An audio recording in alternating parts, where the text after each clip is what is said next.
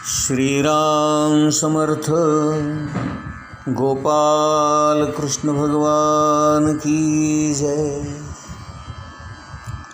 सीतेने कितीही सांगितलं तरी लक्ष्मण काही तिला एकटीला सोडून जायला तयार होईना. हे पाहताच सीता संतापली आणि रागाच्या भरात काय वाटेल ते बोलू लागली. ती म्हणाली, तुझ्या मनातच काहीतरी काळं बेरं दिसतंय.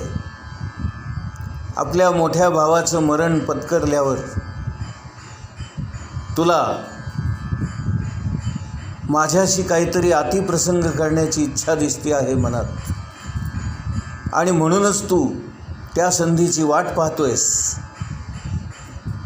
आणि असा हेतू मनात असल्यामुळेच केवळ तू आपल्या भावाच्या मदतीसाठी जात नाही आहेस, कारण तुला तो मध्ये अडथळा होतोय. तो नाहीसा होणं हे तुझ्या कटाचा एक भाग आहे, आणि म्हणून तू या संधीची वाट पाहतोयस. केव्हा एकदा राम जातोय आणि मला सीतेबरोबर जे काही मनात आहे ते करण्याचं मला एक संधी मिळेल, असा वाईट हेतू तुझ्या मनात दिसतोय बहुतेक, आणि म्हणून तू जात नाही आहेस. अशा इतक्या खालच्या थराला येऊन सीता लक्ष्मणाला बोलली. आणि आता मात्र लक्ष्मणाचा नाईलाज झाला. तो म्हणाला, वहिनी ही मला माते समान आहे, आणि मी आत्तापर्यंत तुला गुडघ्याच्या वर पाहिलंसुद्धा नाही. तू कशी आहेस, काय आहेस हे मला माहीत पण नाही. मी अत्यंत मातेच्या भावनेने आणि अत्यंत आदराने, अत्यंत मानाने तुझ्याशी वागलेलो आहे. असे घाणेरडे विचार माझ्या मनात कधीच आलेले नाहीत आणि येणार नाहीत.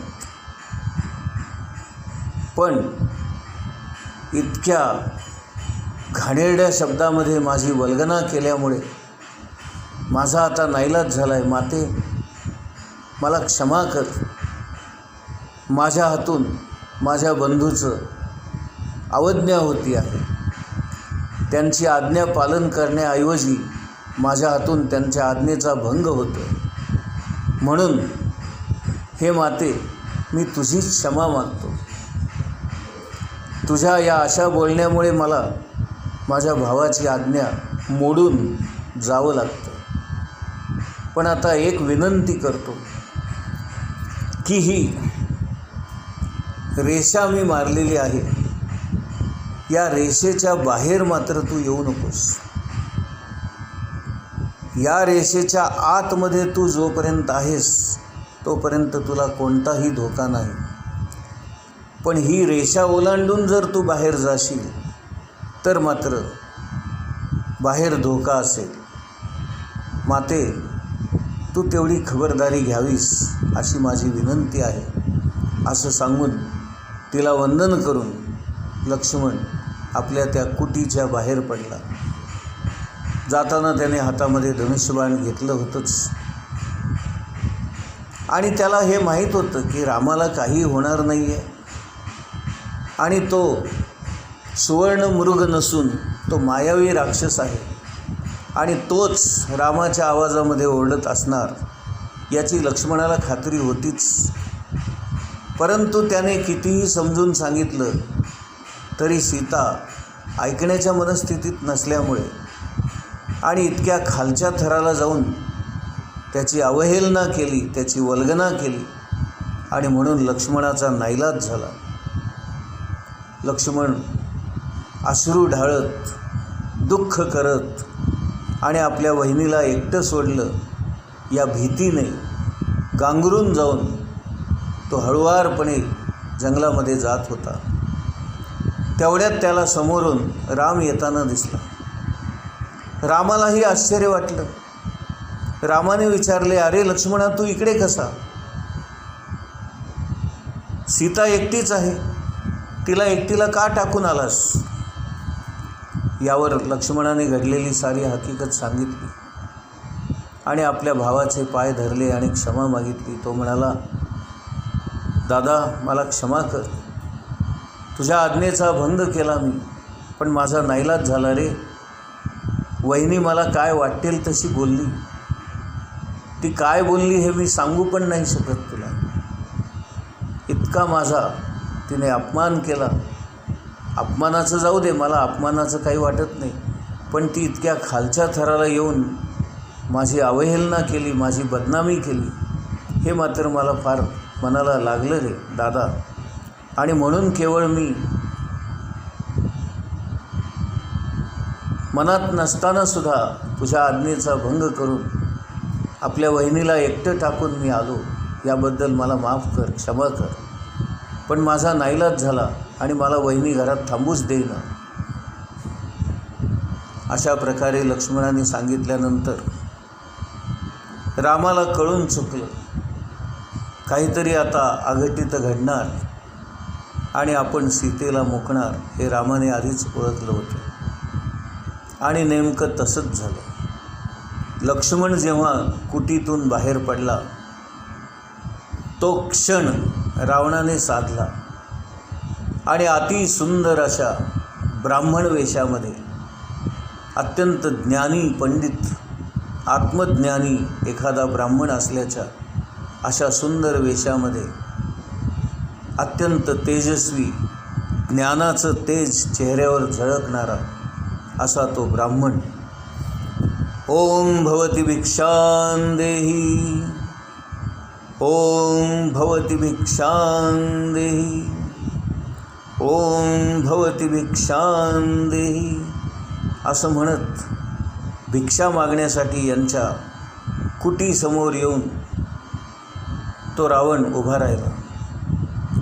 आणि बघता क्षणी त्याने आपल्या नजरेने ओळखलं की ही जी रेषा मारलेली आहे ती अग्निरेषा आहे. याच्या आतमध्ये जर मी गेलो तर मी जळून खाक होईल, हे रावणाने एका नजरेत ओळखलं. कारण तो स्वतः मायावी होता आणि त्याला या सगळ्या गोष्टी पाहताक्षणी कळत होत्या. आणि तसाही रावण प्रचंड ज्ञानी होता.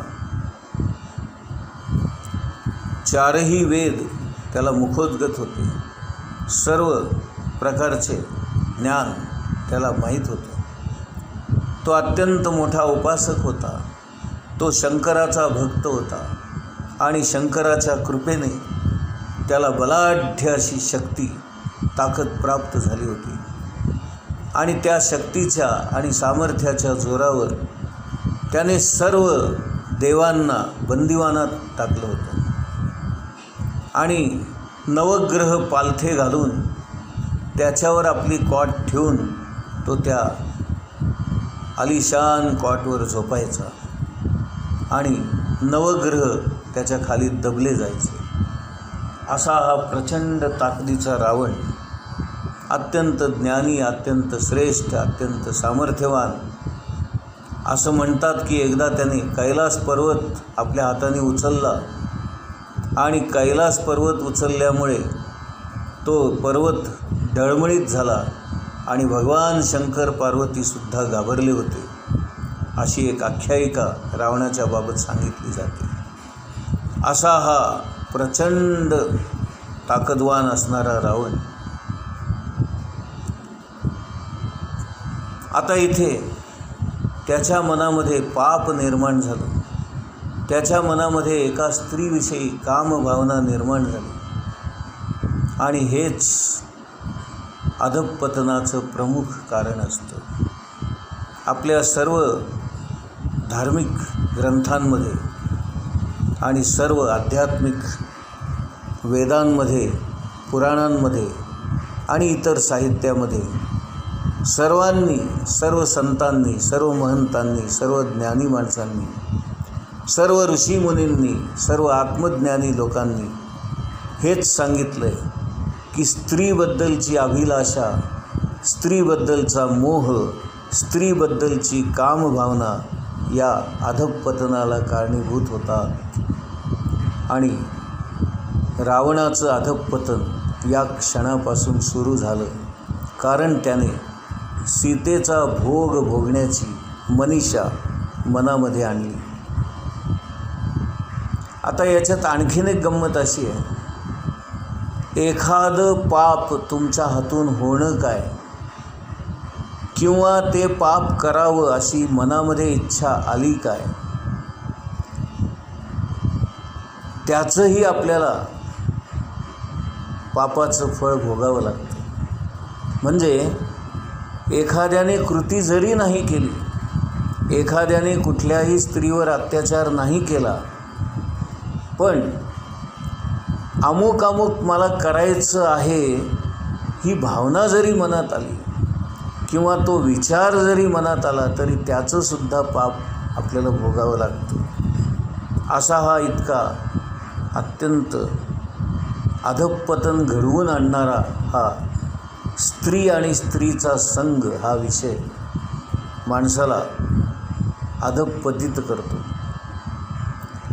सगळ्या संतांनी पण हेच सांगितलं आहे. गोंदवलेकर महाराजांनी तर स्पष्ट शब्दात सांगितलं आहे की 3 गोष्टी वर्ज, परधन, परस्त्री आणि परनिंदा, या 3 गोष्टी अत्यंत बाधक आहेत, अत्यंत घातक आहेत आणि माणसाला होत्याचं नव्हतं करून टाकतात, त्याला पूर्णपणे खड्ड्यात पाडतात. म्हणून आपण कधीही परधनाची, दुसऱ्यांच्या धनाची अपेक्षा करू नये, दुसऱ्यांच्या स्त्रियांचा लोभ धरू नये, कुठल्याही स्त्रीचा मोह धरू नये आणि कुणाचीही आपण निंदा करू नये. या 3 गोष्टी साधकाने अवश्य पाळल्या पाहिजेत. गोंदवलेकर महाराजांचं हे फार मोठं ब्रीद आहे. ते म्हणतात, आयुष्यभर मी कुणाचं मन दुखावलं नाही, कुणाला लागेल असं बोललो नाही. हे फार मोठं साधन आहे. तर असा हा रावण, ज्ञानी, पंडित, अफाट ताकद असणारा, पण एका स्त्रीच्या मोहाला बळी पडल्यामुळे त्या स्त्रीपायी त्याला भिक्षा मागण्याची वेळ आली. त्रैलोक्याचा राजा असणारा, सर्व देवांना आपल्या धाकात ठेवणारा, सर्व नवग्रहांना पालथा घालणारा, इतका सामर्थ्यवान, सोन्याची ज्याची लंका आहे असा इतका लक्ष्मीपती असणारा, इतका मोठा, इतका श्रीमंत, इतका धनवान, इतका संपन्न, इतका सामर्थ्यवान, परंतु एका स्त्रीच्या मोहापायी त्याला दुसऱ्यांच्या घरासमोर जाऊन भिक्षा मागण्याची वेळ आली. याच्यापेक्षा अधःपतन अजून काय असणार. तर तो रावण भिक्षा मागण्यासाठी म्हणून आला आणि त्याने ताबडतोब ओळखलं की हे लक्ष्मणाने मारलेली जी रेषा आहे, जिला आपण लक्ष्मण रेषा या नावाने ओळखतो, ती संरक्षण तर करतेच, पण बाहेरच्या वाईट शक्तींना आत येऊ देत नाही. या लक्ष्मण रेषेचं हे वैशिष्ट्य, आतल्या माणसांचं संरक्षण आणि बाहेरच्या अदृश्य शक्ती किंवा वाईट शक्ती त्या रेषेच्या आत येऊ देत नाही. आणि म्हणून लक्ष्मण रेषेचं महत्त्व आहे. रावणाने ते जाणलं आणि त्याला हे माहीत होतं की आपण आत जाऊ शकत नाही, पण आतल्या सीतेला बाहेर येता येतं. तिला ते काही मारक नाही आहे किंवा तिला त्याची बाधा होत नाही. म्हणून तो बाहेरच थांबला आणि सीतेला म्हणाला की माय, तू बाहेर येऊन भिक्षा घालावीस, कारण भिक्षा मागणाऱ्यांनी घरात आत जाऊ नये असा एक दंडक आहे, असं तो शास्त्र समजावून सांगू लागला. सीतेने ओळखलंच होतं हा रावण आहे म्हणून. ती पण काही कमी नव्हती. सीता ही सुद्धा भगवंताची माया, भगवंताची छाया ती असल्यामुळे सीतेने एका नजरेतच हा रावण आहे हे ओळखलं आणि तरी देखील तिने बाहेर यायचं धाडस केलं. त्याचं कारणच असं होतं की हे पुढचं सगळं घडणार आहे आणि त्या रावणाचा अंत याच कारणामुळे होणार आहे हे त्या सीतेला ठाऊक होतं. नव्हे, त्याच्यासाठीच हा अवतार होता आणि हे रामकार्य आहे आणि ते रामकार्य घडवून आणायचं आहे म्हणून ही सगळी मंडळी त्या रामकार्यामध्ये सहभागी झालेली होती. आणि सीता ही आदिमाया आदिशक्ती असल्यामुळे भगवंताच्या मनात काय चाललं आहे किंवा भगवंताचं काय योजना आहे, त्याने काय कोणत्या कारणासाठी अवतार धारण केलेला आहे आणि आपलं काय त्याच्यामध्ये योगदान आहे, आपण कशा पद्धतीने सहाय्य करायचं आहे हे त्या आदिमायेला आदिशक्तीला माहीत असणारच ना. आणि आता रावणाचा अंत घडणार, रावण याच्यामध्ये मरणार आणि त्याच्यासाठीच हा अवतार आहे हे त्या सीतेने जाणलं आणि म्हणून ती भिक्षा वाढण्याच्या निमित्ताने बाहेर आली. आणि तिला माहीतच होतं की आता हा आपल्याला उचलणार. पण जसं काही आपल्याला काही माहीतच नाही किंवा आपल्याला त्याच्याबद्दल पुसटशी देखील कल्पना आहे असं तिने दाखवू दिलं नाही. आणि अत्यंत शांत मनाने, शांत चित्ताने, अत्यंत पतिव्रताच्या स्त्रीच्या भूमिकेतून तिने भिक्षा वाढण्यासाठी म्हणून बाहेर आली. आणि ही संधी रावणाने साधली आणि पटकन तिच्या कमरेमध्ये हात घालून त्याने तिला उचलली, आपल्या खांद्यावर टाकली आणि ताबडतोब तो पुष्पक विमानामध्ये जाऊन बसला. गोपाल कृष्ण भगवान की जय.